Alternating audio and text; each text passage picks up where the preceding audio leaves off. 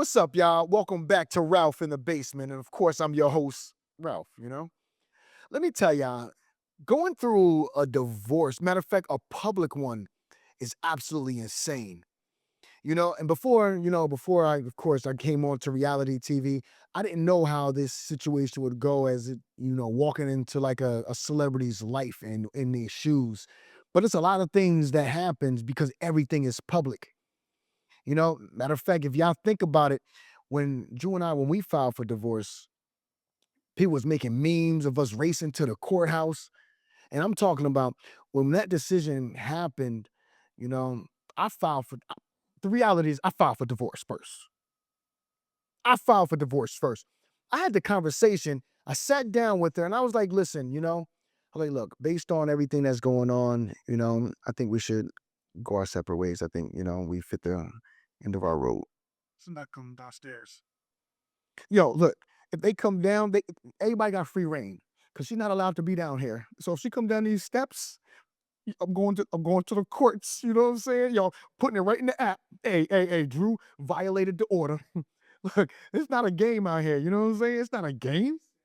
I'm standing on business. I'm standing on business here. Let me drink to that. Like I was saying, when we filed for divorce, I asked for divorce first. And I did it respectfully. I had the conversation and we sat down like mature adults. I didn't know that you're not supposed to do that. I'm a stupid man.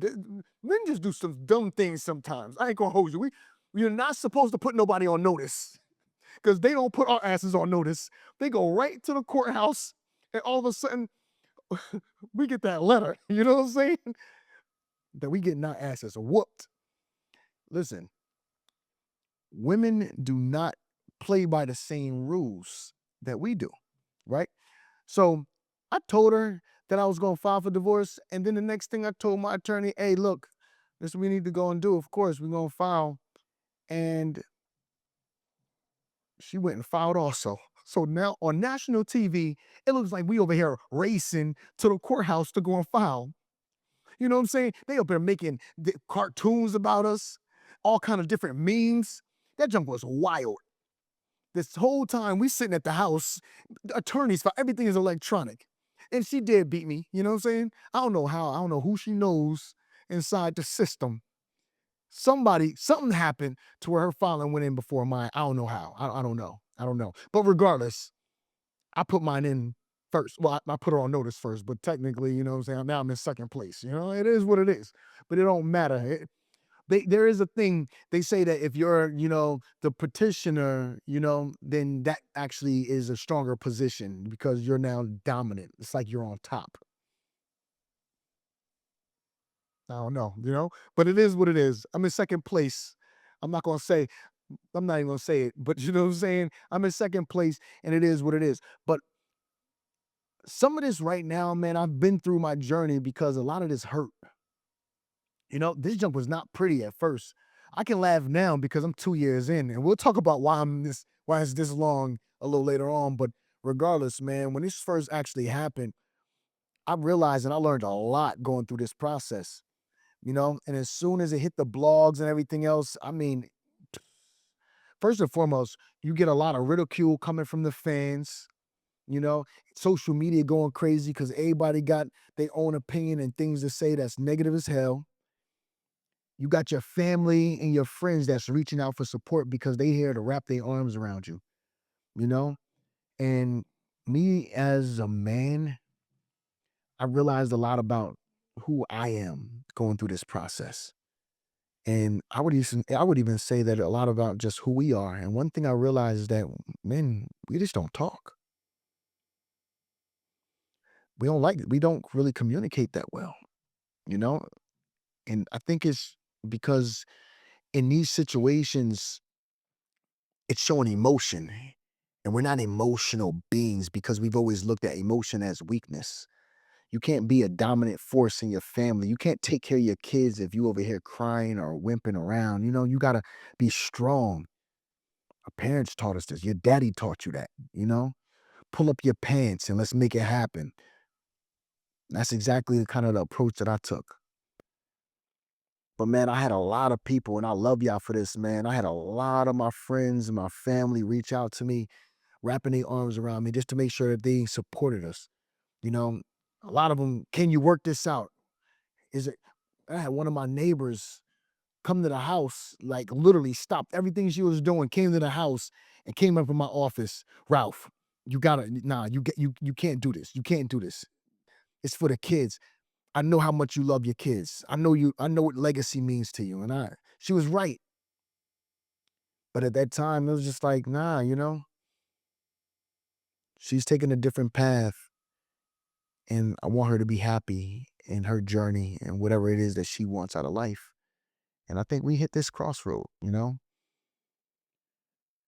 I had to even make it up in my mind that divorces, although I feel like it's never really been something normalized. My father and my mom went through a divorce, but I never wanted to be something normalized in my family. I was trying to create something new.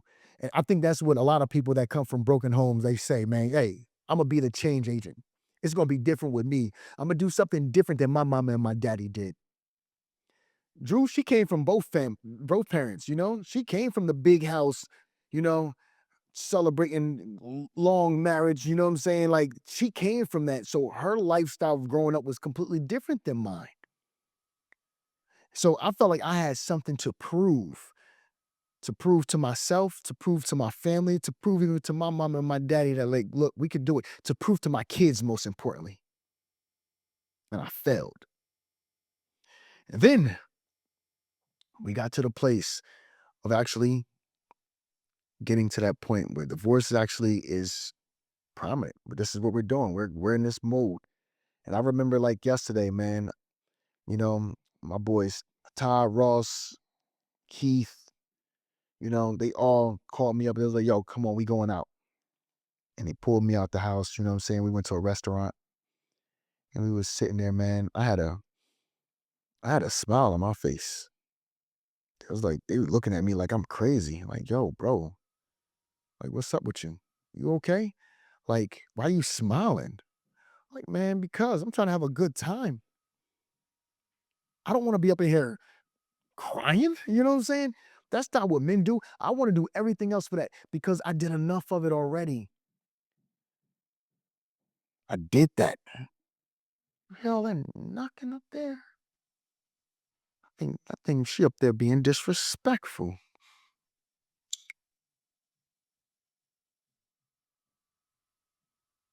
I think this is on purpose. They can't mess me up because I'm here in a basement. There's one thing about being in the basement, you know what I'm saying, just to go away for a second. Being in the basement sucks because you on a lower level, right? You can hear everything, all the walking, everybody doing all kind of stuff above you. That junk is corny. People walking with heavy feet, man, that junk is buns. That's why I always wanted to live on the top floor penthouse. That's why I call this the lower level penthouse also, you know what I'm saying? Like, put some respect on this. But at the end of the day, I'm still in the basement, unfortunately, because I can hear all that stomping. But going back into it, like my boys, they surrounded me, you know what I'm saying? And they took the time with me, you know what I'm saying, just to take me out and get me out of my element because it was hard. As a man, everybody blames you. It's your fault. Women, they got the support systems like crazy. Everybody supports a woman. You know, a woman is the one who's going to tell exactly what happened from their POV, and this is what he did, and he ain't shit, and da da da da, da, and all of the girls surround him. Men, a lot of the times, men coming together, and we not talking negative. That's the crazy thing about men. Men don't come in here and bash the woman typically. Men come in and be like, yo, bro, is there any way you can save your family? Because they know that this family is bigger than you. It's about your kids, it's about your legacy, you know? And that woman is a part of that legacy. So it's a different approach. Y- We don't have the, yo, man, you're going to be great by yourself. Welcome back to the streets. Men don't say that. Every man is trying to save their relationship, and they encouraging our friends to go and do the same and follow suit. And so, man, my boys, man, they wrapped their arms around me, man, and I appreciate it. I remember like yesterday, man, I had a lot of people reaching out trying to make sure. I had people flying out, like, yo, man, come on, let's get out. Let's have a good time. Let's talk. And all the talking, it really, I'm telling you, like I said, man, we don't communicate because we get tired of communicating. I'm tired of telling the same story to every single person. I'm like, yo, let's talk about some sports. Let's talk about something else. What I wanted from my people more than anything else was to take my mind off of the divorce, off of the situation, off of the trauma, off of the hurt and the pain that I was actually enduring that they couldn't see because I wouldn't let nobody in to see it. But you know where I did all my emotion and where I poured my heart out? Driving down 85. That's where I did it by myself in the car with my windows tinted so nobody can actually look in. That's what I did. That's where I felt safe because I never wanted anybody to try to use my pain and my vulnerability for weakness. And that's how men navigate. Matter of fact, that's how men always do it because guess what? What makes a man? A man's two core fundamental principles in life is to be a provider and a protector. How can you protect if you're a weak man? If you're crying and emotional? So I get the dynamic, and I know women always bash men because they say you lack EQ, and I get it, I understand it, but it's a double-edged sword because if you got too much EQ, then y'all over here holding each other when the burglar is in the house. You know what I'm saying? It's like, yo, who's gonna man up to go and take care of things? Who's gonna man up when y'all got challenges? Who's gonna go and say, yo, man, I got this, and I'm about to put the family on my back? That's how men show love. That's how we protect.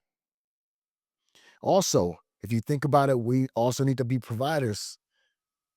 It's all financially driven, right? In order to be a provider, you got to get out here and get it. Matter of fact, TD Jakes actually said something really dope. He was like, man, men will never get it correct because we're always in two different places, always at the same time.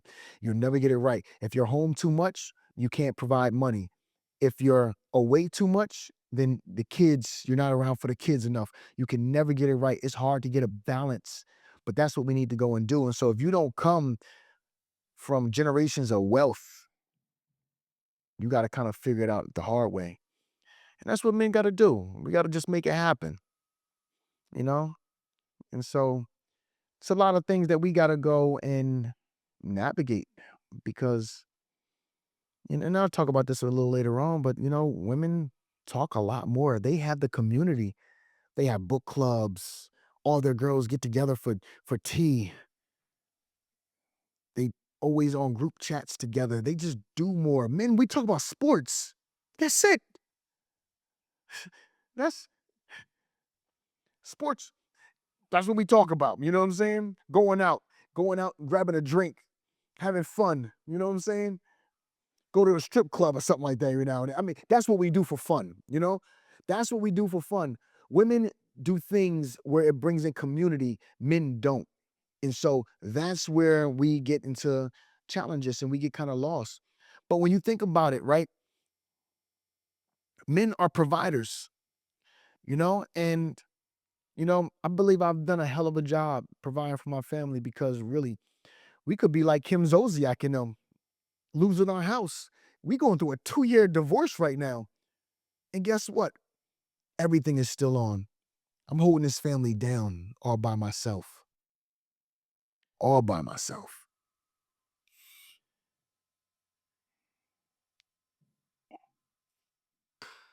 And that's because I vowed to do it. We're gonna go into why I'm in this basement because by me being here also, just one thing, I'm gonna talk about how I got here and everything like that. But while I'm here, the reason why I'm here is because I can make sure everything is stable. I can make sure the kids are protected, and it's the best thing in the world for the kids to be able to come downstairs in the morning and say, Daddy, I love you, or give me a hug, you know? It means the world to me. And so I have the right to be able to do it.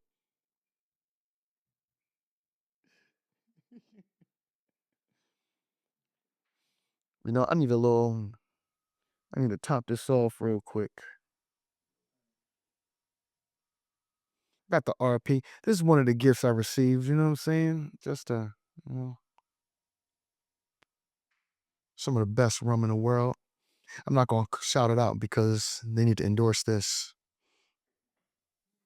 So let me tell you, man. Look, when we going through this journey, when you go through this journey, and I'm saying this is no emotion here because these are things that we just need to understand, regardless, even if you haven't been in there, because you know we getting outsmarted, and the reason why we lose a lot of the times is because we don't really feel we don't plan.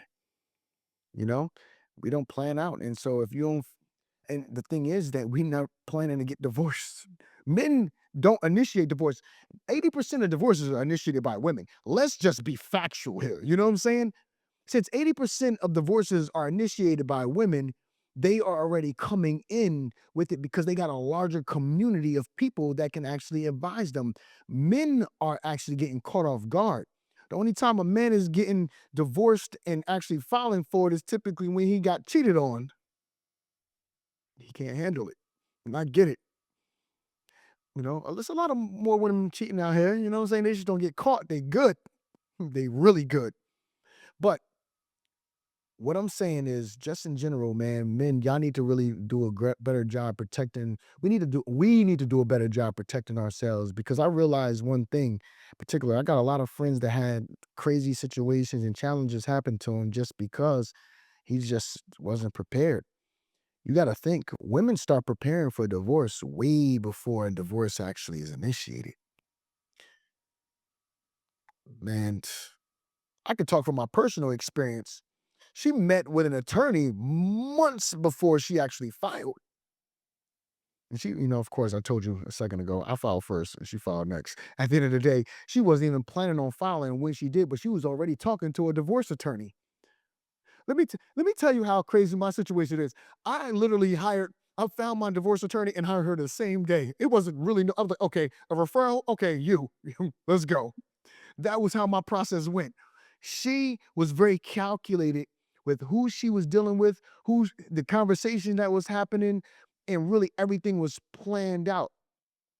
Everything was strategized. And I mean, the reality of it is this is where we need to protect ourselves because everything that you say and do will be held against you.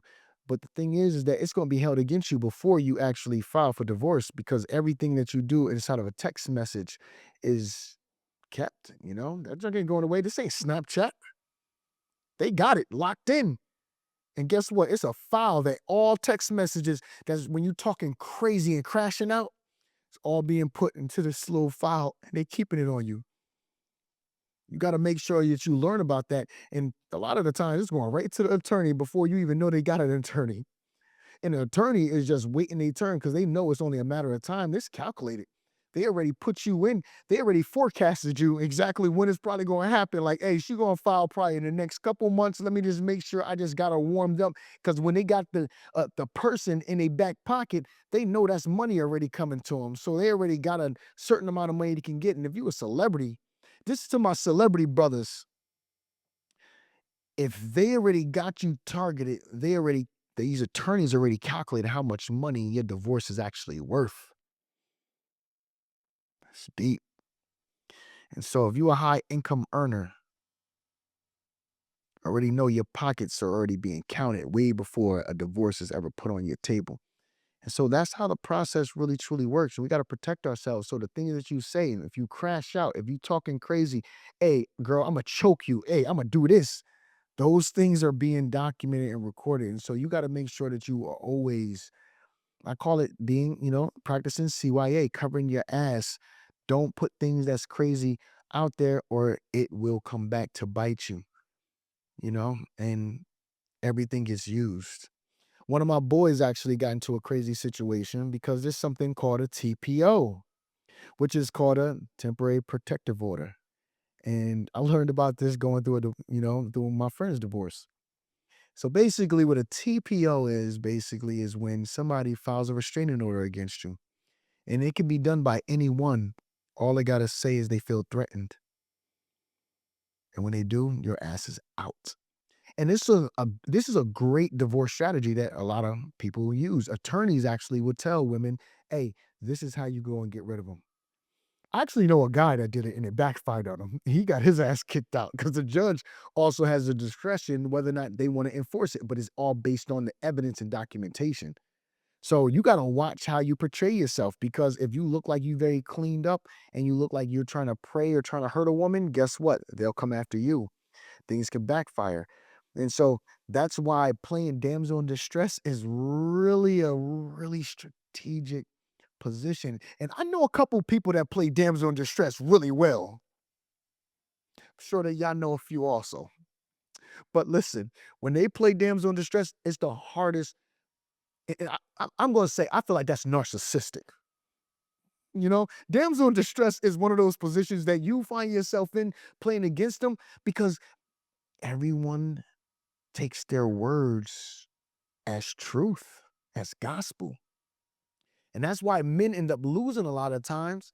You lose your friends, you lose your community because men, we don't talk. We're not up in here, like, hey, let me tell you my story. And guess what? Your story is probably not that concise anyway. It's just what it is. My story wasn't concise. I just, you know, I got to the point that I stopped telling my story because I was like, y'all don't want to hear what I got to say. But now it's really not necessarily about me talking about my story, but really that's why I'm focusing on the men because at the end of the day, it's not even about telling my story and what happened to me because I'm no victim at all. You know what I'm saying? I know what I did that was wrong in my relationship. I know where I failed. I know where I fell short. I know when some things I said that probably wasn't very supportive. And so this isn't something to where it's like, men, we're vindicated. This isn't that time either. Because we're not vindicated. A lot of the times we do things that women probably don't understand. We're not treating them as soft. They want to be this soft girl. And we up in here like, nah, yo, this is what we doing. You know, we doing what we got to go and do as men. And so sometimes we do need to sit back to make sure our relationship is intact because they're not running like the way we are. They filled with emotion. We're just filled with logic and rationale. I'm pragmatic. I pride myself on that. I'm gonna get out of the mud. I said some crazy things sometimes. I said some crazy things on TV. You know, one of the things I was like, man, yo, hey, at the end of the day, you know, I was like, F feelings. Cause yo, feelings, and it's a real thing. Feelings get you in trouble.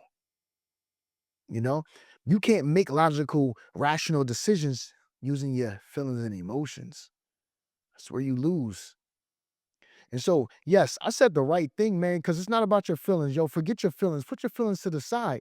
But at the end of the day, if you are someone that's oriented on feelings and emotion, how do you bridge that? That's where it becomes challenging. I got a couple ideas later on. We'll talk about that later because I do believe, matter of fact, I'm going to talk about it now. The end of the day, I believe that in order for a relationship to actually work, you need a village. You need people in a support system that can actually help you to navigate those things. You need a community. I believe that one thing that I did and I messed up with, and I'm gonna talk about these things also. Some of the things where you can fail, protect yourself, and then also some things I learned along the way. One area that I wish that I had in my marriage is a community of people where I hand selected some people and I was like, look, these individuals, before you have a problem, you got to talk to them. They're going to be my advocates. They're going to help you see my perspective of the situation so that you have a clear side. You have to talk to them, not anybody else, not your friends that's single, that's bashing men, not social media that already is programmed to talk to you and tell you exactly what you want to hear, that's killing relationships anyway, not the feminist, not the people that really truly are going against marriage because there's a community of people that hate marriage, that want you to be single, and they the ones that up in here talking about, girl, man, yo, come out here, let's turn up. It's hot girl season, and they up in here crying alone in the bed or getting ran through. Man, they got bodies, and I know a lot of them. Bodies.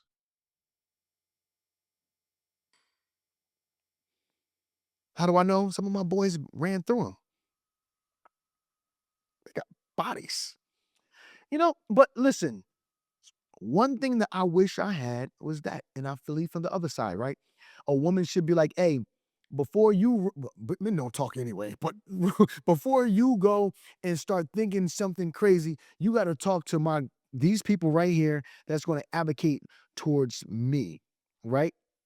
And I believe that and they should be. I think this is how it should work out because women typically have friends that's all about their best interests. Forget those friends. Get some other people that are very neutral, you know what I'm saying? That really care about relationship and marriage. That's how you do this junk. And y'all pick from that community of people, and y'all can't talk about nothing else but them. And if somebody gets negative or they get to a certain point, you got to get rid of them. You know what I'm saying? How do you think communities actually build? How do you think they grow? Matter of fact, let's go and cook for a second. I would even go to the extent of really, when it comes down to it, people need to even have better families because families need to be more supportive. If your mama ain't encourage you to stay in your marriage, then your mom is the problem. She got a problem, and I'm gonna tell you why, right? Because that woman is responsible for the house. That woman is responsible for the home, and so if you are focused on your home, then you need to make sure that that home thrives. Because if it breaks, then I don't know what it is. A woman, truly, if a woman is the matriarch of her family, then she has her family tree, right? And so, therefore, the branches of her tree are her kids, the offspring.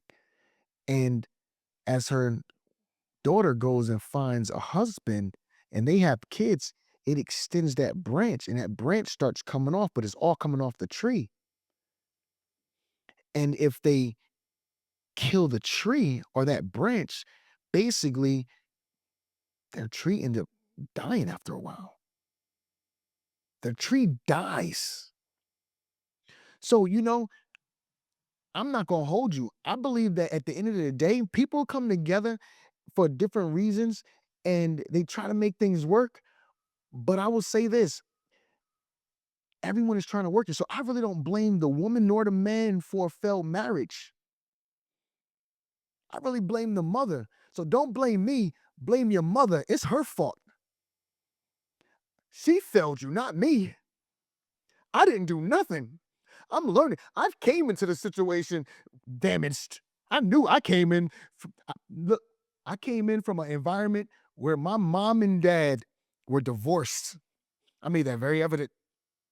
And so for me, it was I'm first generation from my family of trying to make it work. My mom, my grandmother, and my grandfather, you know what I'm saying? They were married and they stayed together. It didn't go to my dad. You know what I'm saying? My dad got divorced, unfortunately. You know?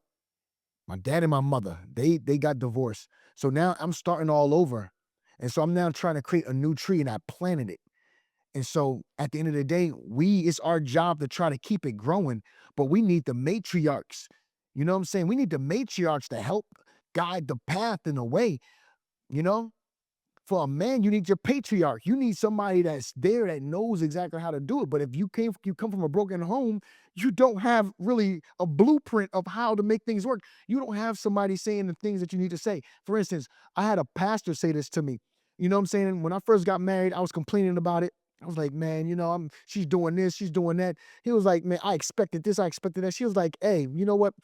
Do me a favor, write down everything that you expected marriage to be. And then what I want you to do is ball it up and throw it in the garbage because marriage is nothing like that. And so I believe that for us, we do find ourselves in challenging situations where we just don't have the correct expectation. I believe that everybody's living off of this Snow White fairy tale, to where it's like, hey, this is what marriage looks like. I'm supposed to be riding on this carriage, and I'm gonna have white horses dragging me and pulling me right into the sunset, and life is gonna be amazing. We're gonna have kids, and everything is gonna be wonderful. No, that junk comes with hard work. If you're trying to build something, man, you're trying to take your family to another level that you never seen before, yo, it's gonna hurt. Women need to understand this. They don't. But a lot of the times, can you endure? A lot of the times you can't. That's why the divorce rate is so high right now, especially within the African American community. It's going crazy. We losing bad. We don't have the answers. But that's just the reality of where we are, unfortunately. But going back into this divorce thing, once you're in it, unfortunately, you have to make sure that you're level headed as much as you possibly can and not playing the emotional game. I was talking before a little earlier. I was talking about when you get a TPO, once you get that TPO put on you, that TPO probably is the worst thing that could ever happen to you in life. It changed the whole trajectory of everything that you probably may have had. That right there for a man is death. Why? Because you're stripped of everything that you pretty much had. Once you get that TPO put on you, number one, this is how it goes. You come home thinking that you're just having a normal day, coming home from work. Put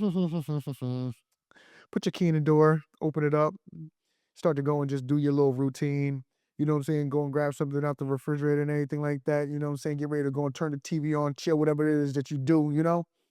Get ready to probably change and shower. But then you get that knock on the door.